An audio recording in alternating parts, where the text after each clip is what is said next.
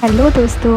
आपने कितने ही बड़े बड़े किले देखे होंगे जो पहाड़ों की चोटी पर शान से खड़े हैं, लेकिन क्या आपने कभी एक ऐसा किला देखा जो पहाड़ों के ऊपर नहीं बल्कि पहाड़ों के अंदर छुपा हो? दोस्तों, ये सिर्फ एक छुपा हुआ फोर्ट नहीं, ये है वो अभेद्य दुर्ग जिसे गजनबी, कुतुबुद्दीन ऐबक और हुमायूं जैसा कोई बड़ा शासक जीत नहीं पाया और जिसने आखिरकार हिंदुस्तान का पूरा इतिहास ही बदल कर रख दिया।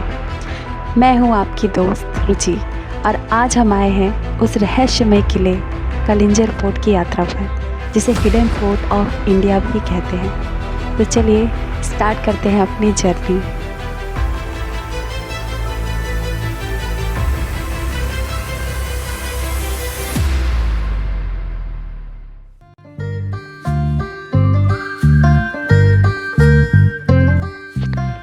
दोस्तों, यहाँ पहुँचने के बाद हमारे लिए सबसे बड़ा चैलेंज था इस पर्वत की ऊंची चोटी तक पहुँचना।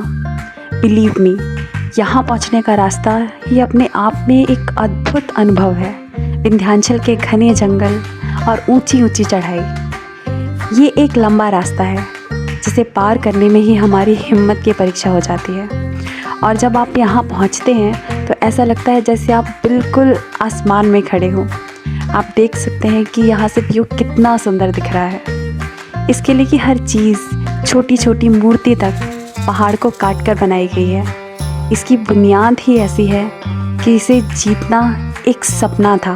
इस किले की लंबी लंबी दीवारें और इसका comparison great wall of China से भी किया जाता है। और क्यों, ये तो आपको यहाँ आकर ही पता चलेगा। दोस्तों, हम यहाँ आए थे अपने स्कूल के बच्चों के साथ। पहले तो हमें ऐसा लगा कि बच्चे ऊपर तक नहीं पहुँच पाएंगे और हमें आधे रास्ते से ही नीचे लौटना पड़ेगा, पर जैसा कि आप देख सकते हैं कि हम थक चुके हैं, पर बच्चों ने हार नहीं मानी है और वो पूरे उत्साह के साथ आगे बढ़ रहे हैं। तो चलिए देखते हैं हमें आगे इस किले में और क्या क्या मिस्टीरियस देखने के लिए मिलता है। बने रहिए मेरे साथ।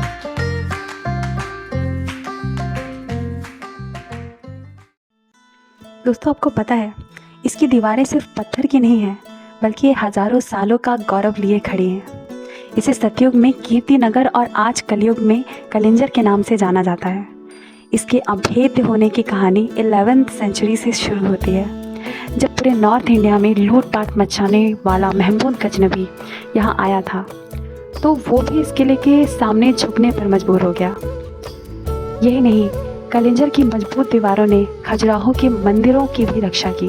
अगर कलिंजर गिर जाता तो शायद खजुराहो भी नहीं बच पाता।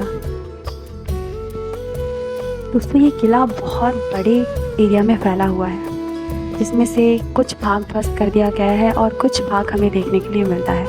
और बहुत सारे छोटे छोटे किले और नीलकंठ मंदिर हमने देखा, जिसका एक्सपीरियंस बहुत ही अच्छा रहा। हमें और हमारे बच्चों को हिस्ट्री के बारे में बहुत कुछ सीखने को मिला, बहुत सारी नॉलेज उन्होंने गेन की और जिस पर्पस से हम यहाँ आए थे वो पर्पस हमें पूरा होता हुआ दिख रहा था।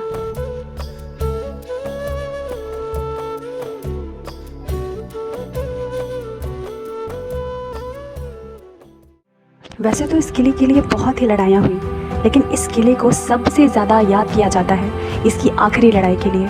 एक ऐसी घटना जो इतिहास का वाटरशेड मूवमेंट बन गई। साल था 1545। शेर शाह सूरी, जिसने मुग़ल बादशाह हुमायूं को हिंदुस्तान से निकाल दिया था, इसने किले को जीतने की ज़िद पकड़ ली। जब वो लंबी घेराबंदी के बाद सफल नहीं हुआ तो उसने तोप के गोले से दीवार उड़ाने का फैसला किया, लेकिन किस्मत को कुछ और ही मंजूर था। जब ये हुआ तो एक गोला दीवार से टकराकर वापस आया और बारूद के ढेर पर जा गिरा।